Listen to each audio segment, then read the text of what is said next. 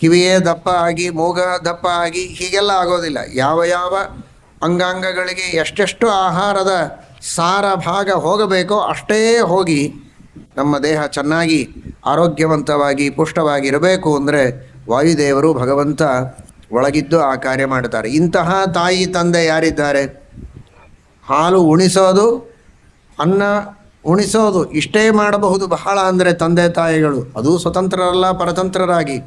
ಆದರೆ ಅಷ್ಟಾದರೂ ಮಾಡ್ತಾರೆ. ಒಳಗೆ ಹೋಗಿ ಪಚನ ಮಾಡಿಸಿ ಅದೆಲ್ಲ ದೇಹದೊಳಗೆ ವಿಭಾಗ ಆಗಿ ಶರೀರಕ್ಕೆ ಪುಷ್ಟಿ ಬರಬೇಕು ಅಂದರೆ ಅದೆಲ್ಲ ತಂದೆ ತಾಯಿಗಳಿಗೆ ಮಾಡಲಿಕ್ಕಾಗದೇ ಇರೋ ಕೆಲಸ. ಆದರೆ ನಿಜವಾಗಿ ಆ ಕಾರ್ಯವನ್ನು ಮಾಡುವ ತಂದೆ ತಾಯಿಗಳು ವಾಯುದೇವರು, ಪರಮಾತ್ಮ. ಹೀಗಾಗಿ ಮಾತರಮ್ಮೆ ಮಾತರಿಶ್ವನ್ ಮಾತು ಕಲಿಸ್ತಾರೆ. ಅಮ್ಮ ಅಮ್ಮ ಅಮ್ಮ ಅಂತ 10 ಸಲ ಅಂದು ಮಗುವಿನ ಕಡೆಗಿಂದ ಅಮ್ಮ ಅಂತ ಅನ್ನಿಸ್ತಾರೆ, ಅಪ್ಪ ಅನ್ನಿಸ್ತಾರೆ. ಈ ರೀತಿ ತಂದೆ ತಾಯಿಗಳನ್ನು ಮೊದಲು ಅಮ್ಮ ಅಪ್ಪ ಅಂತ ಕಲಿಸಿ ಆಮೇಲೆ ಒಂದೊಂದೇ ಶಬ್ದಗಳನ್ನು ಕಲಿಸ್ತಾ ಹೋಗ್ತಾರೆ.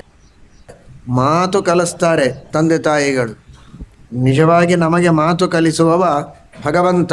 ಯೋಂತಃ ಪ್ರವಿಶ್ಯ ಮಮ ವಾಚಮಿಮಾಂ ಪ್ರಸುಪ್ತಾಂ ಸಂಜೀವಯತ್ಯಖಿಲ ಶಕ್ತಿಧರಸ್ವಧಾಮ್ನ.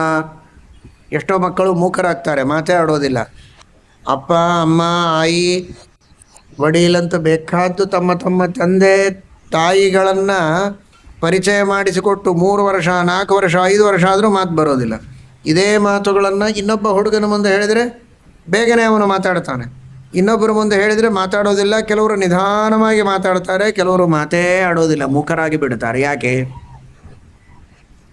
ಮಾತು ಕಲಿಸಿದ್ದು ತಂದೆ ತಾಯಿಗಳು. ಇವನಿಗೂ ಹೌದು ಇವನಿಗೂ ಹೌದು.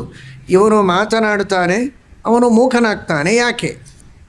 ಇಲ್ಲಿ ತಂದೆ ತಾಯಿಗಳು ಎರಡೂ ಕಡೆಗೆ ಸಮಾನ. ಆದರೆ ಒಳಗಿದ್ದು ವಾಯುದೇವರು ಭಗವಂತ. ಅಗ್ನಿ ವಾಗಭಿಮಾನಿ ದೇವತೆ, ಅಗ್ನಿ ಮೊದಲು.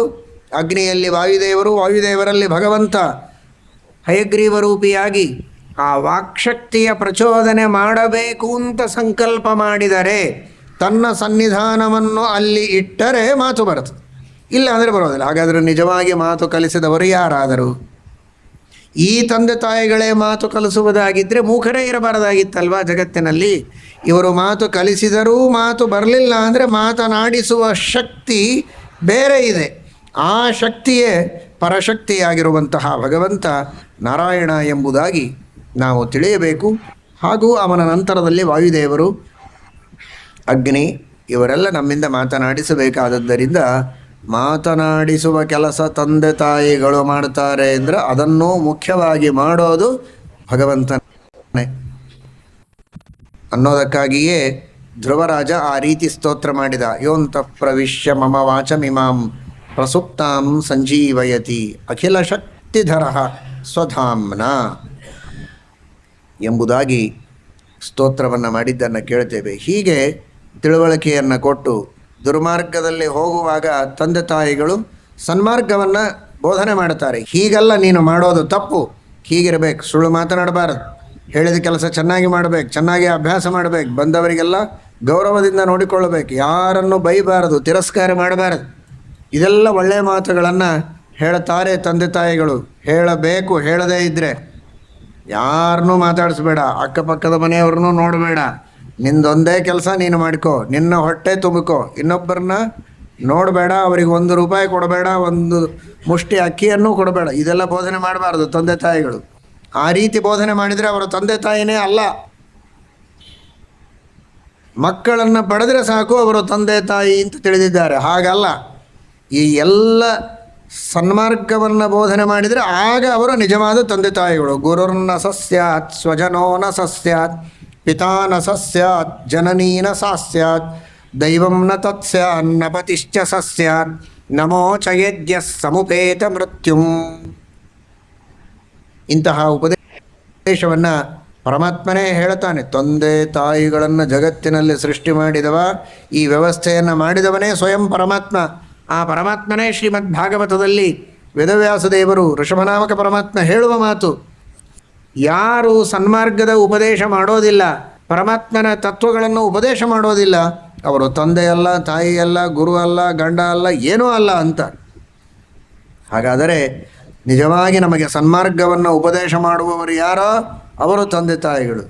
ದೇವರಷ್ಟು ಸನ್ಮಾರ್ಗವನ್ನು ಉಪದೇಶ ಮಾಡಿದವರು ಯಾರಿದ್ದಾರೆ ಪ್ರಪಂಚದಲ್ಲಿ? ಅನಂತ ವೇದಗಳು, ಮಹಾಭಾರತ, ರಾಮಾಯಣ, ಭಾಗವತ, ಅಷ್ಟಾದಶ ಪುರಾಣಗಳು, ಅದರಲ್ಲಿಯೂ ವಿಶೇಷವಾಗಿ ಸಾತ್ವಿಕ ಪುರಾಣಗಳು, ಇದಲ್ಲದೆ ಪಂಚರಾತ್ರ ಆಗಮ, 100 ಕೋಟಿ ಶ್ಲೋಕಗಳು, 100 ಕೋಟಿ ಶ್ಲೋಕಗಳ ಮೂಲ ರಾಮಾಯಣ, ಇಷ್ಟೆಲ್ಲ ಉಪದೇಶ ಮಾಡಿರುವಂತಹ ಪರಮಾತ್ಮನಷ್ಟು ಸನ್ಮಾರ್ಗವನ್ನು ಉಪದೇಶ ಮಾಡುವ ತಂದೆ ತಾಯಿ ಗುರು ಯಾರಿರುವುದಕ್ಕೆ ಸಾಧ್ಯ? ಬೇರೆ ಯಾರಲ್ಲ. ಅಂತಹ ಪರಮಾತ್ಮ ಮಾಡಿದ ಉಪದೇಶವನ್ನು ಚೆನ್ನಾಗಿ ವ್ಯಾಖ್ಯಾನ ಮಾಡಿ ನಮಗೆ ತಿಳಿಸಿಕೊಟ್ಟವರು ಶ್ರೀಮದಾಚಾರ್ಯರು. ಹೊರಗಿನಿಂದ ಒಳಗಿದ್ದು ಮನಸ್ಸಿನಲ್ಲಿ ಪ್ರೇರಣೆ ಮಾಡಿ ಜ್ಞಾನ ಕೊಡುವವರು ವಾಯುದೇವರು. ಹೀಗಾಗಿ ಅತುಲ ಗುರು ಅಂತ ಇಂತಹ ಗುರುಗಳೇ ಸಿಗೋದಿಲ್ಲ. ಅಂತಹ ಗುರುಗಳು ಶ್ರೀಮದಾಚಾರ್ಯರು, ವೇದವ್ಯಾಸ ದೇವರು. ತಂದೆ ತಾಯಿ ಗುರು ಭ್ರಾತಃ, ದೇವರ ಮಕ್ಕಳು ನಾವೆಲ್ಲ ಅಂದರೆ ನಮಗೆ ಹಿರಿಯ ಅಣ್ಣ, ಜ್ಯೇಷ್ಠ ಭ್ರಾತ, ಪಿತೃಸಮಃ ಅಂತ. ಇಲ್ಲಿ ಪರಮಾತ್ಮನಿಗೆ ಸಮ ಅಂತ ತಾತ್ಪರ್ಯ ಅಲ್ಲ. ಪೂಜ್ಯತ್ವದಲ್ಲಿ ನಾವು ಭಗವಂತನ ಪೂಜೆಯನ್ನು ಹೇಗೆ ಮಾಡಬೇಕೋ ಹಾಗೆ ವಾಯುದೇವರ ಪೂಜೆಯನ್ನೂ ಮಾಡಬೇಕು. ಇಷ್ಟೇ ಅರ್ಥದಲ್ಲಿ ಸಾಮ್ಯ, ತಾರತಮ್ಯ ಅಪಾರವಾದದ್ದು.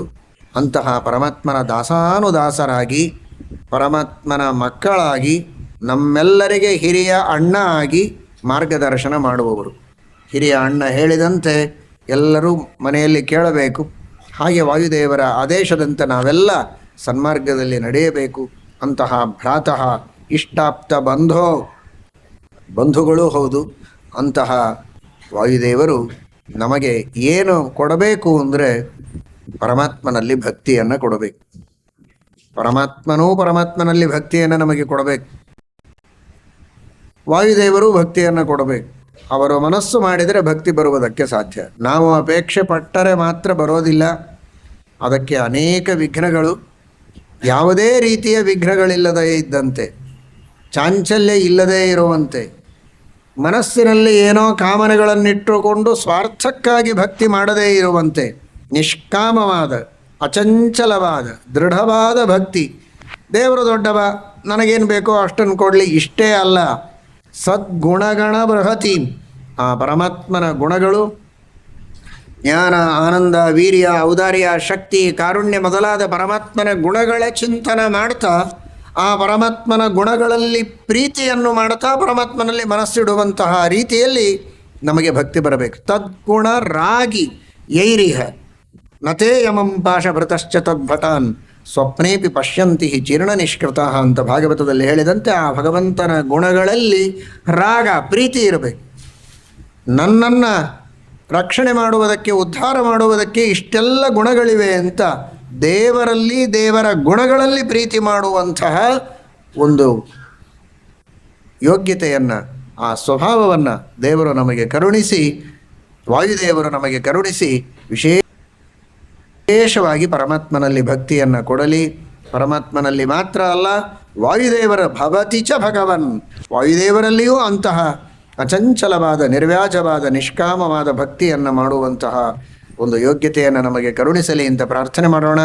ಅಂಥ ಭಕ್ತಿಯನ್ನು ಮಾಡಿದರೆ ವಾಯುದೇವರ, ಪರಮಾತ್ಮನ ಅನುಗ್ರಹವಾಗ್ತದೆ.